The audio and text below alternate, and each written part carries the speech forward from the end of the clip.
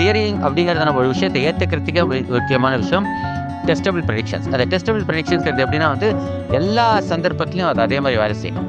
இப்போ கிராவிட்டி அப்படின்னு நியூட்டன் சொன்னது எல்லா இடத்துலையும் வேலை செய்யணும், எல்லா சந்தர்ப்பத்தையும். அவருடைய நீங்கள் அவர் கொடுத்த அந்த ஃபார்முலா, நீங்கள் யூனிவர்ஸ் உலகம் இல்லை, பூமி இல்லை, மார்ஸ் இல்லை, ஜூபிட்டர் இல்லை, உலகத்தில் இந்த யூனிவர்ஸ் எங்கே போனீங்கன்னா அதே தான் ஃபார்முலா, அதே தான் அப்படியே மாதிரி தான் வேலை செய்யும். 100 பேருக்கு மருந்து கொடுத்துட்டு 100 பேருக்கு மருந்து இல்லை, ஆனால் மருந்து கலந்ததா சொல்லி வெறும் தண்ணியை கொடுத்தா கூட இந்த 100 பேர் இந்த 100 பேர்ல எப்படி ரிசல்ட் இருக்கும் அப்படின்னு பார்த்தீங்கன்னா, 2 பேருக்குமே குணமாயிருந்ததுன்னு சொன்னால் அந்த மருந்து பலனற்றது. ஏன்னா நம்ம நம்பிக்கையே அதை சரி பண்ணிடுது அப்படிங்கிற மாதிரி. 1,00,000 கேன்சர் பேஷண்ட்ஸில் ஒருத்தருக்கு கேன்சர் தானாகவே குணமாகக்கூடிய சாத்தியக்கூறுகள் இருக்குதான். பட் அது என்னன்னு சொல்லுவாங்க அப்படின்னு சொன்னால், நம்ம மனித மனம் நம்பிக்கும். இப்போ ஒரு மாத்திரை சாப்பிட்டுட்டோம், சரியாயிடும், நமக்கு சரியாயிடும். பவர்ஃபுல்லான ஒரு மாத்திரை நான் வாங்கியிருக்கேன், இது கேன்சருக்காகவே சமீபத்தில் உருவாக்கின ஒரு மாத்திரை, இதுக்கு நோபல் பிரைஸ் வரை கொடுத்துருக்காங்க.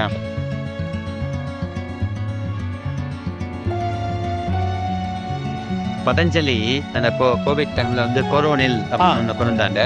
அந்த கொரோனில் இப்போ கொரோனாவை குணப்படுத்தும் அப்படின்னு ஒரு விளம்பரம். என்னன்னு பார்த்தீங்கன்னா 45 பேருக்கு டெஸ்ட் பண்ணியிருக்காங்க. 45 பேருக்கு 45 பேருக்கும் குணமாயிருக்கு. அதுல இதுவே நீங்க சொன்னது சைடு எஃபெக்டே இல்லை, சிங்கிள் பிளைண்ட், டபுள் பிளைண்ட், அது பிளைண்ட் ஸ்டடி.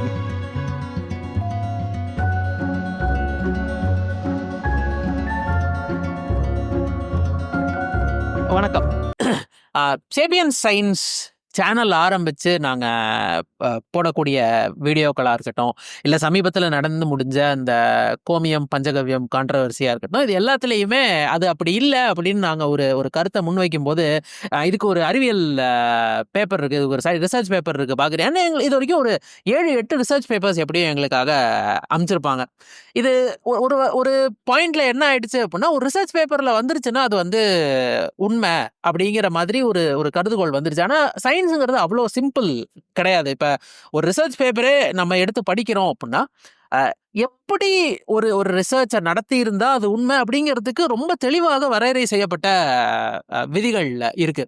ஸோ அதை எளிமையாக விளக்கலாம். ஸோ நாளைக்கு இதை பார்க்குறவங்களும் ஏதாவது ஒரு அறிவியல் ஆய்வறிக்கையை படிக்கிறதுக்கு நேர்ந்துச்சு அப்படின்னா, அப்போ இது சரியாக பண்ணியிருக்காங்களா அப்படின்னா தான் அதனுடைய அவுட்புட் இல்லை அதுலேருந்து நம்ம கொண்டு வரக்கூடிய கோட்பாடு உண்மையாக இருக்கும். ஸோ அதை எளிமையாக விளக்கலாம் அப்படின்னு சொல்லிட்டு தான் இதை ஆரம்பிக்கிறோம். ஆனால் நம்ம அறிவியல் அப்படின்னு சொன்ன உடனே அந்த எக்ஸ்பெரிமெண்ட், ஒரு ஆய்வகத்தில் செய்கிற சோதனைகளுக்கு முன்னாடி கோட்பாட்டு அளவில் அதில் செய்ய வேண்டிய விஷயங்களே ஏகப்பட்டது இருக்குது. ஸ்ரீதர், நீங்கள் தொடர்ச்சியாக இந்த கோட்பாட்டு அளவு ரீதியாக சயின்ஸ் எப்படி ஒர்க் ஆகுதுங்கிறத பற்றி எழுதிட்டு இருக்கீங்க. அதில் என்னென்னலாம் வகைகள் இருக்கு, எப்போ எந்த பாயிண்ட்ல நம்ம அதை எக்ஸ்பெரிமெண்ட்டுக்கு கொண்டு போவோம்? இல்லை இப்போ நான் ஒரு நீல் டிகிராஸ் ஸ்டேஷன் ஒன்று சொல்லுவார். நிறைய பேர் நம்ம எல்லாருமே யூஸ் பண்ணுற ஒரு ஃப்ரேஸ் தான். பேசும்போது ஐ ஹேவ் அ தியரி அப்படின்னு சொல்லுவோம் இல்லையா? அது ஒரு ஜென்ரலாக அவர் சொல்கிற ஒரு விஷயம். ஒரு ஐடியா இருந்தால் கூட ஐ ஹேவ் அ தியரி அப்படின்னு சொல்லுவோம். அப்போ அவர் சொல்லுவார், no you don't have a theory, you have a hypothesis அப்படின்னாரு. ஸோ ஹைப்போதிசிஸ்க்கும் தியரிக்குமே வித்தியாசம் நிறைய பேருக்கு தெரியாது. ஹைப்போதிசிஸ்ங்கிறது தமிழ் அனுமானம் அப்படிங்கிற ஒரு கருதுகோள். நிறைய சரியான வார்த்தை அது. ஸோ அனுமானம் நிறைய பேர் பயன்படுத்துறாங்க, கருதுகோளுங்கிறது சரியான வார்த்தை.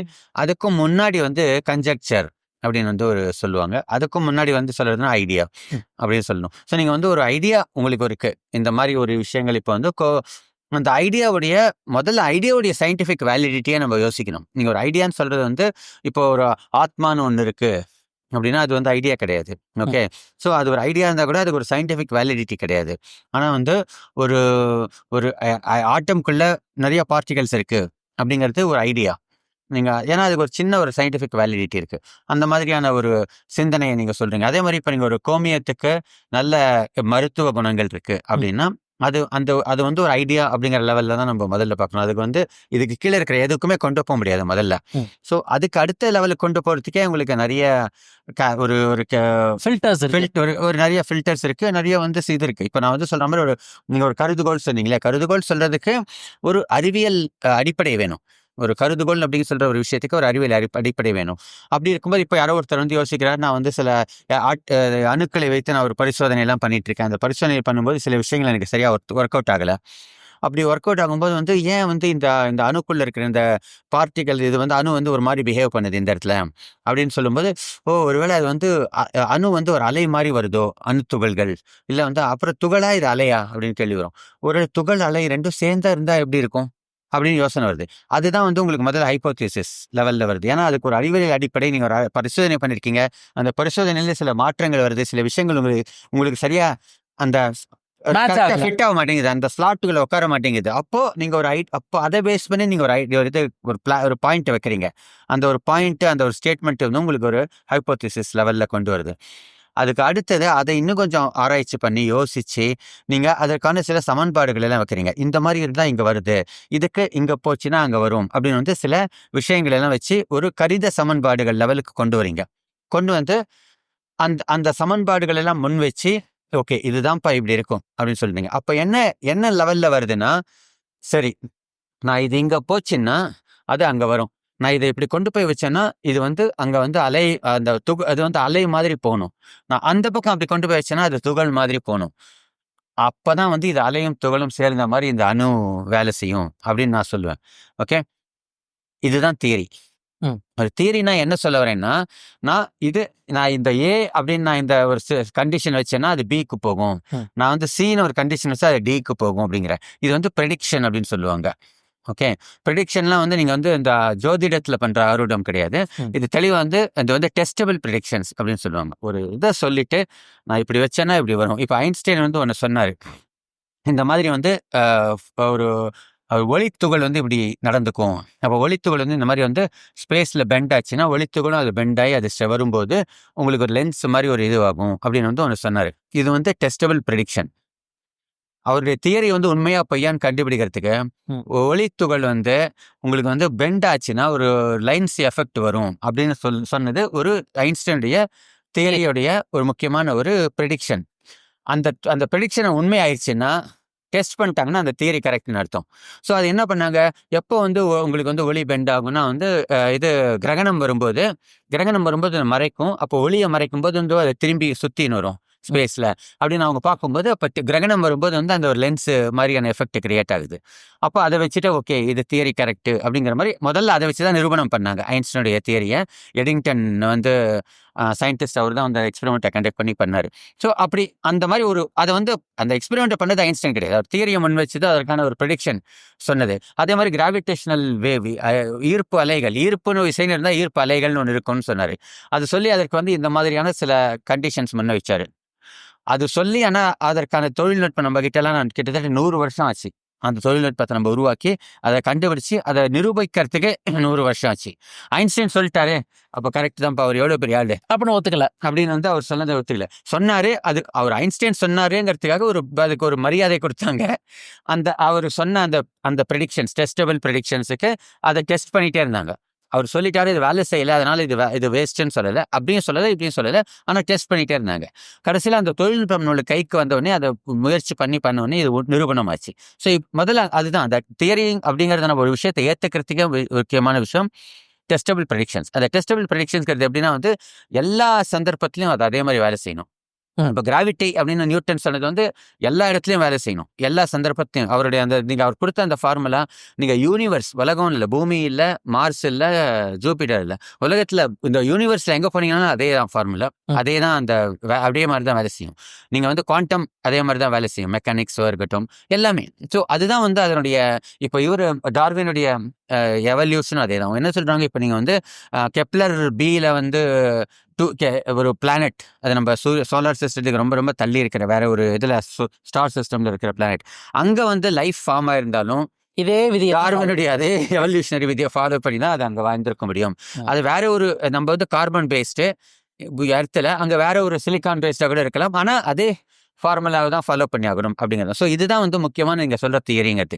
அந்த தியரியை தாண்டி தான் நீங்க போகணும். இப்போ நீங்க கோமியம்ங்கிறதா இருக்கட்டும், இல்லை வந்து துளசிக்கு இந்த இது ப்ராப்பர்ட்டி இருக்குங்கிறதா இருக்கட்டும், எதுவாக இருந்தாலும் இருக்கட்டும், அதுக்கு வந்து முதல்ல இந்த இந்த ஃபாலோஸ் இந்த இதை தாண்டி தான் நீங்க ஒரு அறிவியல் அடிப்படையா இருக்கட்டும், அதற்கான இது வந்து ஒரு ஹைப்போதீசிஸ், அதுக்கப்புறம் இதற்கான சயின்டிஃபிக் அடிப்படை இருக்கு, இதற்கான டெஸ்டபிள் ப்ரெடிக்ஷன்ஸ் இருக்கு, அதெல்லாம் தாண்டி தான் இங்க அடுத்ததுக்கு வரணும். எக்ஸ்பெரிமெண்ட்டுக்கு வரணும். ஸோ அங்க வரணும். ஸோ அதுக்கப்புறம் தான் நீங்க எக்ஸ்பெரிமெண்ட்டே ஆரம்பிக்கணும் அங்க. ஓகே. ஸோ எக்ஸ்பெரிமெண்ட்ல வந்து அந்த எக்ஸ்பெரிமெண்ட்டோட டிசைன் பத்தியும், அதுல எந்தெந்த விஷயங்கள் எல்லாம் அவங்க வந்து மைண்ட்ல வச்சுக்கணும் ஒரு எக்ஸ்பெரிமெண்ட்ட டிசைன் பண்ணும்போதுங்கிறத பத்தி கொஞ்சம் சொல்லுங்க. ஸோ பொதுவாக அறிவியல் ஆய்வுகள் அப்படின்னு சொல்லி பார்க்கும் பொழுது நம்ம என்ன மாதிரி நம்ம பரிசோதனையை செய்ய போகிறோம் அப்படிங்கிறத டிசைன் பண்ணும் பொழுது இந்த மாதிரி இப்போ ஒரு காலேஜ் லெவலில் படிக்கிற ஒரு ஸ்டூடெண்ட்டாக இருக்காருன்னு வச்சுக்கோங்க. பெரிய லெவலில் லேப் எல்லாம் இல்லை, பெரிய பெரிய கருவிகள் எல்லாம் இல்லை. பட் ஆனால் நீங்கள் சொன்ன இந்த தியரி அந்த ஐடியாவிலிருந்து அதை தியரியாக மாற்றுறதுக்குரிய வேலைகளுக்கு அவங்க என்ன மாதிரி பேப்பர்ஸ் எழுதுவாங்க அப்படின்னா நிறைய மற்ற யூனிவர்சிட்டிஸில் நடந்த விஷயங்களை தேடுவாங்க. இப்போ உதாரணத்துக்கு பார்த்தீங்க அப்படின்னு சொன்னால் தேனுக்கு வந்து ஒரு மருத்துவ பண்பு இருக்கா, இல்ல ஒரு கோமியத்துக்கு மருத்துவ பண்பு இருக்கானா, அது தொடர்பான எல்லா பேப்பரையும் படிச்சு அதுல இருக்கக்கூடிய ப்ரோஸ் அண்ட் கான்ஸ் ரெண்டையுமே வந்து அவங்க பதிவு பண்ணுவாங்க. நல்லது இப்படி நடந்திருக்கு, இவர் சொல்றாரு, இது மோசமான விளைவுகள் நடந்திருக்கு, இது சொல்றாங்க. இந்த மாதிரியான ஒரு ரக பேப்பர்கள் வரும். இன்னொரு கட்டம், அடுத்த கட்டம் என்ன அப்படின்னு சொன்னா, ஒரு குழுவா அவங்களே வந்து ஏதாவது ஒரு உயிர்களை வச்சு பரிசோதிச்சு பார்ப்பாங்க. அதுல வந்து பாத்தீங்கன்னா எலிகள், முயல்கள், இந்த மாதிரி சிறிய அளவுல ஒரு குரங்கு அந்த அளவுல வச்சு பண்ணி பார்ப்பாங்க. இப்ப எலிகள்ல வச்சு பண்றோம் அப்படின்னு சொல்றோம். ஒரு உதாரணத்துக்கு இப்போ ஒரு மருந்து கண்டுபிடிச்சிருக்கோம், அது எப்படி வேலை செய்யுதான்னு பார்க்கணும் அப்படின்னு சொன்னா, எலிகளை வச்சு பண்ணும்பொழுது என்ன ஆகும் அப்படின்னு சொன்னா 5 இல்ல 6 விதமான எலி குழுக்களை உருவாக்குவாங்க. ஒரு குழுவிலையும் 5ல இருந்து 10 முதல் எலி இருக்கலாம்.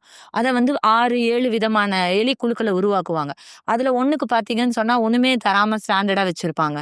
இன்னொன்னுக்கு வந்து நம்ம கண்டுபிடிச்ச மருந்தினுடைய ஒரு 2, 3 குரூப்புக்கு வந்து வெவ்வேறு டோசஸ் குடுப்பாங்க. ஒண்ணுக்கு 5 mg குடுப்பாங்க, ஒண்ணுக்கு 10 குடுப்பாங்க, இன்னொன்னு 15 குடுத்து பார்ப்பாங்க.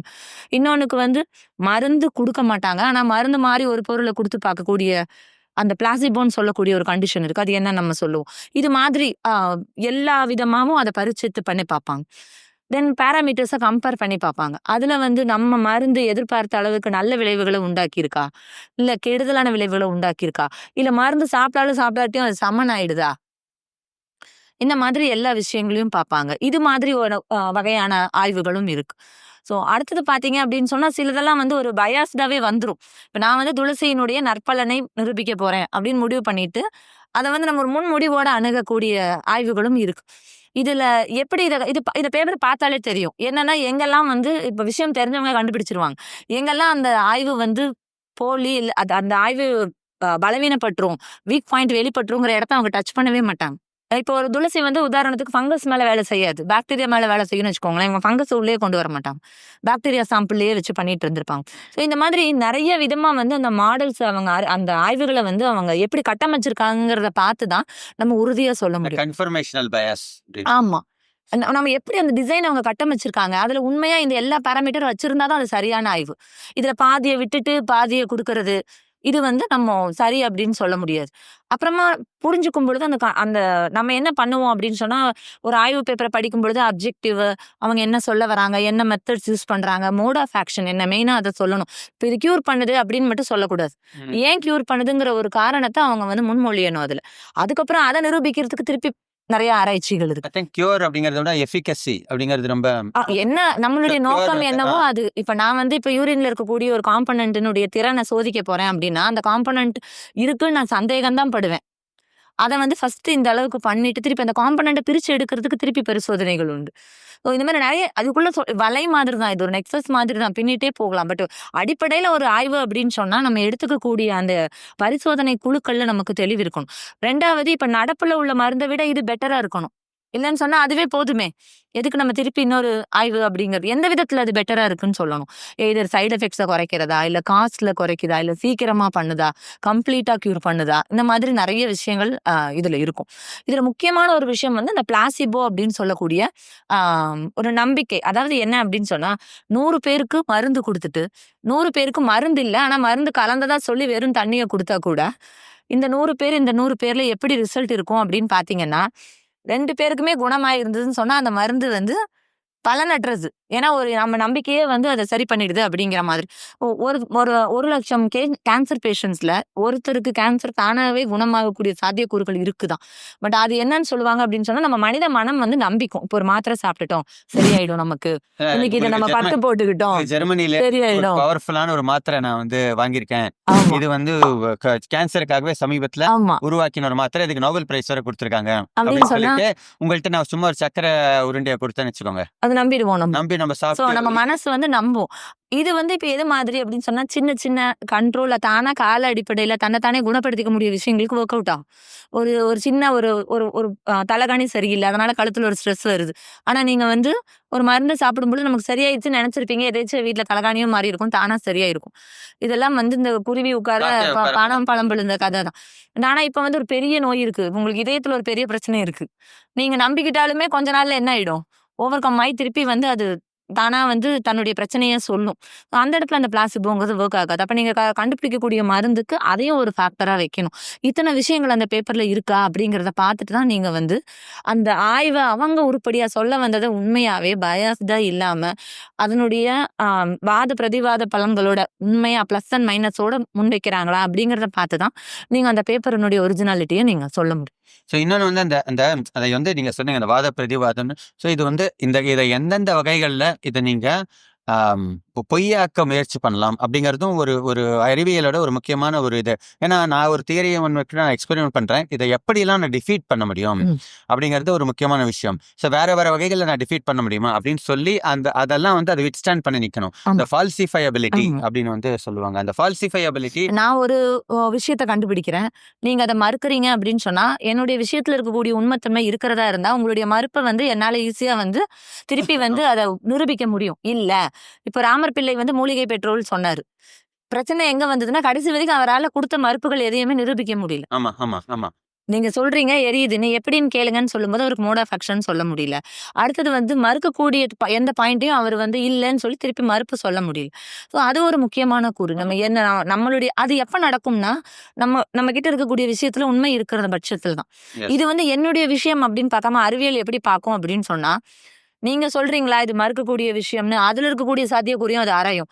நான் சொல்றேன் நான் இது நடக்கும்னு, அதுல இருக்கிற சாத்தியக்கூறையும் ஆராயும். எது அந்த இடத்துல உண்மை அப்படிங்கிறது வந்து விஷயமோ அதை வெளிப்படையா சொல்றதுதான் ஒரு உண்மையான பரிசோதனை, உண்மையான ரிசர்ச் பேப்பரினுடைய தன்மை. வந்து ஒரு ஒரு ஆதார உண்மை அப்படின்றது அந்த அப்ஜெக்டிவ் ரியாலிட்டி அப்படின்னு சொல்லுவாங்க. சயின்ஸ்ல யூஸ் பண்ற டேர்ம் வந்து ட்ரூத் அந்த மாதிரிலாம் அந்த மாதிரி இல்லை. அது வந்து அப்ஜெக்டிவ் ரியாலிட்டி. இதை நீங்க ஒரு சயின்ஸ் ஒரு விஷயத்தை விளக்குது அப்படின்னும் போது வந்து அது எல்லா இந்த நம்மளுடைய மனித மொழிகள் வந்து நிறைய உணர்வுபூர்வமானது, நிறைய வந்து இப்போ சில தவறான புரிதல்களுக்கு ஆட்படக்கூடிய விஷயம் அந்த மாதிரிலாம் இருக்கும். ஸோ நம்ம சொல்றது வந்து இந்த இடத்துல நம்ம அதாவது ஆதார உண்மை, ஒரு அப்ஜெக்டிவ் ரியாலிட்டி அப்படின்னு சொல்லி யாருக்கா இருந்தாலும் அது யாருக்கா இருந்தாலும் எங்க இருந்தாலும் எப்படி இருந்தாலும் அது வந்து யூனிவர்சலா அது இப்படிதான் வேலை செய்யும் அப்படிங்கிறது அந்த அப்ஜெக்டிவ் ரியாலிட்டி அப்படின்னு சொல்லுவாங்க. அந்த மாதிரி இருக்கா இது அப்படிங்கிறது. அடுத்தது வந்து நம்ம எந்த நோக்கத்துக்காக அதை சொல்றோமோ அதனுடைய தொடர்புடைய விஷயங்களே அந்த பேப்பர்ல இருக்காங்கிறத அடுத்து பார்க்க வேண்டிய விஷயம். இப்ப நீங்க வந்து ஒரு சின்ன லெவல்ல ஆய்வகத்துல ஒரு பேசிக் ஐடியாக்காக அதை பண்ணியிருப்போம். ஆனா அதை வந்து நம்ம அப்படியே வந்து அடுத்த கட்டமா ஒரு பெரிய பாய்ச்சலோட அதை நம்ம முடிவா சொல்ல முடியாது. உதாரணத்துக்கு வந்து பாத்தீங்க அப்படின்னு சொன்னா, இப்ப வந்து கோமியத்துக்கு வந்து ஆன்டி பாக்டீரியல் ப்ராப்பர்ட்டி இருக்குங்கிறது அவங்க பாக்டீரியாவை லேப்ல வளர்த்தி அதனுடைய வளர்ச்சியை பார்த்திருக்காங்க. அவ்வளவுதான்.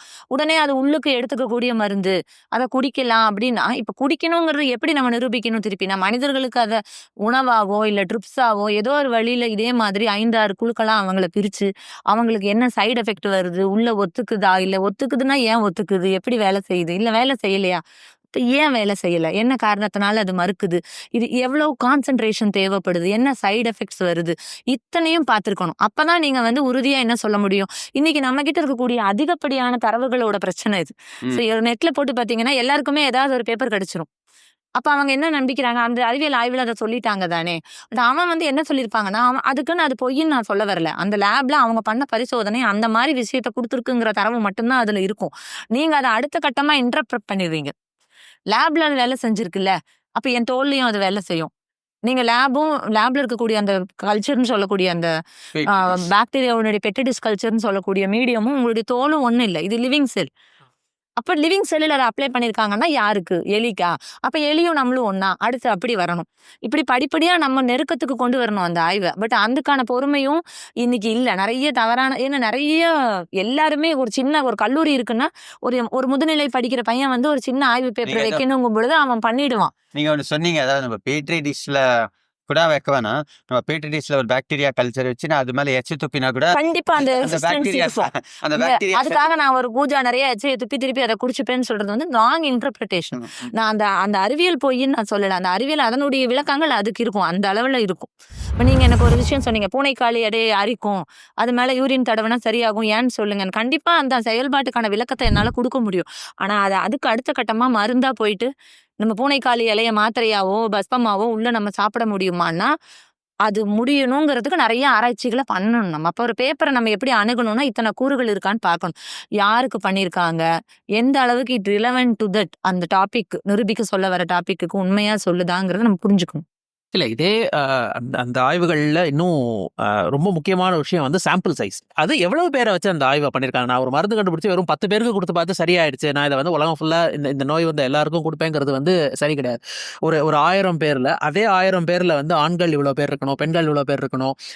இப்போ வந்து சுகர் இருக்கிறவங்கன்னா அதுல வந்து அவங்க ஒரு குறிப்பிட்ட சதவீதம் சுகர் பேஷண்ட்ஸ் இருப்பாங்க, ப்ரெஷர் இருக்கிறவங்க இருப்பாங்க. அப்ப ஒரு வேரிடு மிக்ஸ் பண்ண ஒரு குரூப்ல நான் வந்து இத்தனை பேருக்கு கொடுத்தேன், அதுல இவ்வளவு பேருக்கு சரியாயிருக்கு. இதே நேரம் சுகர் பேஷண்ட்ஸ்ல அது இவங்களுக்கு இந்த மருந்து வேலை செய்யல அப்படின்னா அதுல இருந்து ஓகே, அப்ப சுகர் இருக்கிறவங்களுக்கு இந்த மருந்து வேலை செய்யாதுங்கிற மாதிரியான முடிவுகளை ஒரு 1000 பேர் 10,000 பேர் இப்படி கொடுத்தாதான் எடுக்க முடியும்.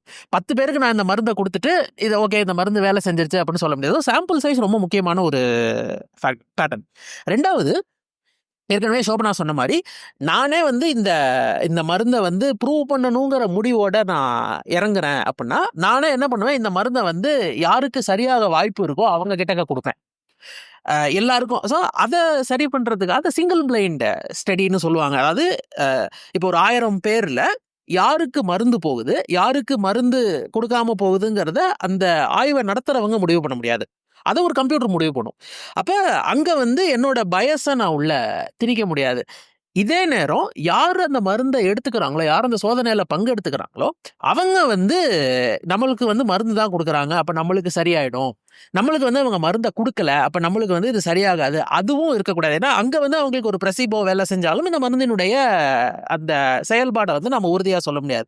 அது ரெண்டாவது பிளைண்ட். அதாவது இவங்க கண்ணையும் கட்டிடுறாங்க, ஆய்வை நடத்தக்கூடியவர் கண்ணையும் கட்டிடுறாங்க, ஆய்வில் பங்கு பெறுறவங்க கண்ணையும் கட்டிடுறாங்க. அவங்களுக்கு ஒரே மாதிரியான ட்ரீட்மெண்ட் இருக்கும், ஒரே மாதிரியான உணவு கொடுப்பாங்க.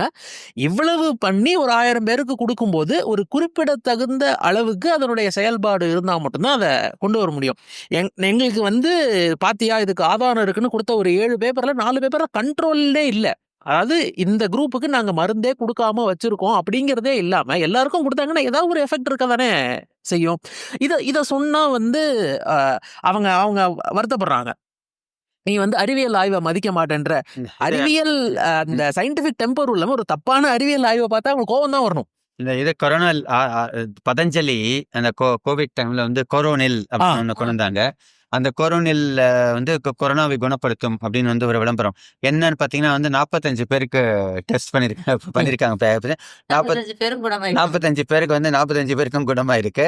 அதுல வந்து இதுவே நீங்க சொன்னது சைடு எஃபெக்டே இல்ல, சிங்கிள் பிளைண்ட் டபுள் பிளைண்ட் அது வந்து பிளைண்ட் ஸ்டடி. அது பிளைண்ட்னஸ், அது பிளைண்ட்னஸ் ஸ்டடி அது. சோ அந்த நீங்க சொன்னது அந்த இதுவும் அந்த சாம்பிள் சைஸ் மேட்டர்ஸ். பிளைண்ட் அந்த இது இப்போ நீங்கள் இது பார்த்தீங்கன்னா கோவிஷீல்டு வந்து 12,000 பேருக்கு கிட்டத்தட்ட டெஸ்ட் பண்ணியிருக்காங்க அந்த கிளினிக்கல் ட்ரையல்ஸில். முதல்ல அவங்களும் அதே மாதிரி தான், முதல்ல நீங்கள் சொன்ன மாதிரி அந்த ஒரு ரேசஸ் மங்கீஸ்க்கு கொடுத்துருக்காங்க. நீங்கள் அந்த இப்போ கோவிஷீல்டு சொன்னதுனால இதை நான் சொல்கிறேன். ஸோ அவங்க ஸ்டடி பண்ணாங்க இல்லையா, அந்த நபர்களில் ஒரு குறிப்பிட்ட நபரில் ஒரு வெகு சில பேருக்கு ரத்தம் உறைஞ்சப்போ அந்த கம்பெனி வந்து அதை நியாயமாக ஒத்துக்குச்சு. நாங்கள் இந்த மாதிரி மருந்து கொடுத்தோம், 10 லட்சம் பேரில் ஒருத்தருக்கு வந்து ரத்த உறைதல் ஏற்பட்டதுங்கிறது எப்போ கண்டுபிடிக்க முடியும்னா அத்தனை பேர் வச்சு அவ்வளோ டைம் எடுத்திருக்கு. 2 to 3 years ஆனதுக்கு அப்புறம் தான் அந்த பிரச்சனை வெளிப்படுது. அப்ப வந்து கோவிஷீல்டு வந்து அதை வந்து ஒத்துக்கிறாங்க. இதுவுமே எப்ப நடக்கும் அப்படின்னு சொன்னா உங்களுடைய ஆய்வு வந்து முறைப்படி செய்திருந்தாதான். இல்லைன்னு சொல்லியிருந்தா இப்ப அது ஏன் இவங்களுக்கு இத்தனை பேருக்கு ரத்தம் உறையுதுங்கிறதே நம்மளால கண்டுபிடிக்க முடியாது, ஊகமா தான் சொல்ல முடியும். ஜென்ரலா நம்ம பேசும்பொழுது கோவிடுக்கு அப்புறம் இப்படி ஆயிடுச்சு அப்படிங்கிறது வந்து இப்ப ஒரு வழக்கமான டேர்மாவே ஆயிடுச்சு. பட் ஆனா எத்தனை விஷயத்தையும் நம்ம எல்லா விஷயத்தையுமே கோவிடோட பொறுத்துறோம். பட் இதை சரி உண்மையாவே அது கோவிட்னாலதாங்கிறதுங்க எந்த விதமான ஸ்டடியும் நம்ம பண்ணல. பட் கோவிஷீல்டு வந்து அந்த ரத்தம் போட்டுக்கிட்டவங்களுக்கு ரத்தம் உறையுதுங்கிறதையே ஏன் கண்டுபிடிக்க முடிஞ்சதுன்னா ஒரு சரியான ஆய்வுனாலதான். இதுக்கு அர்த்தம் வந்து அந்த மருந்து தோல்விங்கிறது கிடையாது. அந்த ஆய்வை கரெக்டா பண்ணினதுனால அது ஒரு வகையில வந்து அது அதனுடைய பின் விளைவுகளை அது 3-4 வருஷம் சொல்றேன். வச்சு கண்டுபிடிக்க முடியுது. அந்த அந்த அந்த அந்த அணுகுமுறையுடைய அதுதான் வெற்றியை நான் பத்தி சொல்றேன். அந்த அணுகுமுறையினுடைய வெற்றி அது ஆக்சுவலா.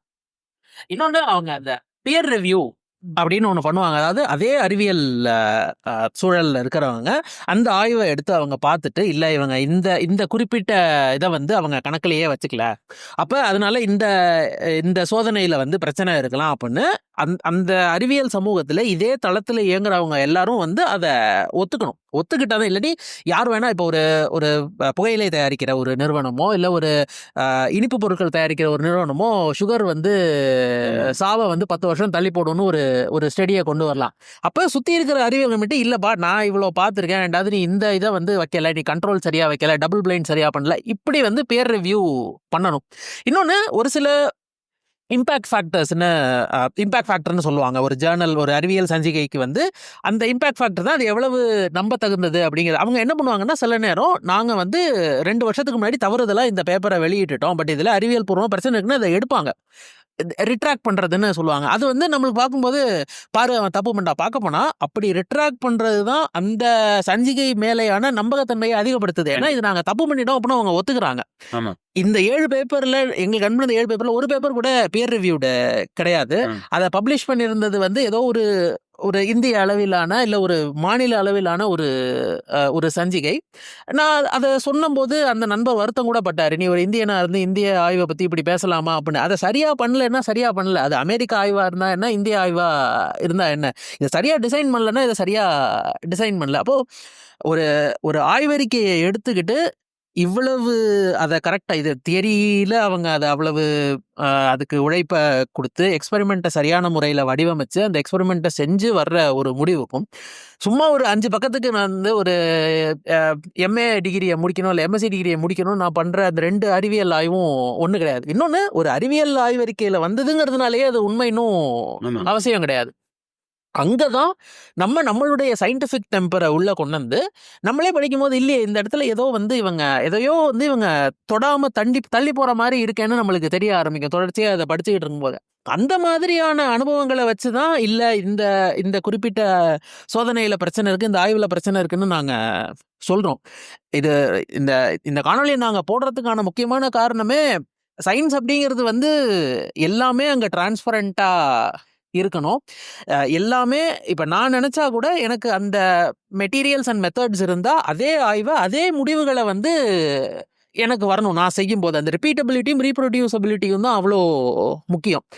அந்த ஒரு பாயிண்ட்ல தான் சயின்ஸ் எப்படி வேலை செய்யுது அப்படின்னு எக்ஸ்பிளைன் பண்ணலான்னு தான் சொன்னோம். ஸோ தியரியில் இவ்வளோ வேலை இருக்குது, எக்ஸ்பெரிமெண்ட்டில் இவ்வளோ வேலை இருக்குது, எக்ஸ்பெரிமெண்ட்டை வடிவமைக்கிறதுல இவ்வளோ பிரச்சனைகள் இருக்குது, இது எல்லாத்தையும் வெற்றிகரமாக பண்ணி முடிச்சாதான் அப்போ தான் ஒரு ஆய்வின் முடிவை வந்து நாம் அதனுடைய ஃபேஸ் வேல்யூவில் அந்த அப்ஜெக்டிவ் ரியாலிட்டிங்கிறதுல எடுத்துக்க முடியும். அது வரைக்கும் நாளைக்கே கூட இன்னொரு ஆய்வில் அது மொத்தமாக பொய்ப்பிக்க கூட படலாம். ஆனால் அந்த பொய்ப்பிக்கிறதுக்கு அவங்க அதே அளவு ஈக்குவல் ட்ரூத்ஸை வந்து நம்ம முன்னாடி வைக்கணும். அப்போ இதில் இவ்வளோ விஷயம் இருக்குது. வேறுனா வந்து ஒரு பேப்பரில் வந்துட்டதுனால அது உண்மை அப்படிங்கிறது கிடையாதுங்கிறத ஒரு ஆதாரபூர்வமாக நிறுத்துறதுக்காக தான் சொல்லியிருந்தோம். உங்களுடைய அந்த விரிவான எக்ஸ்ப்ளனேஷன்ஸ்க்கு நன்றி ஸ்ரீதர், நன்றி சோபனா. தேங்க்யூ. தேங்க்ஸ்.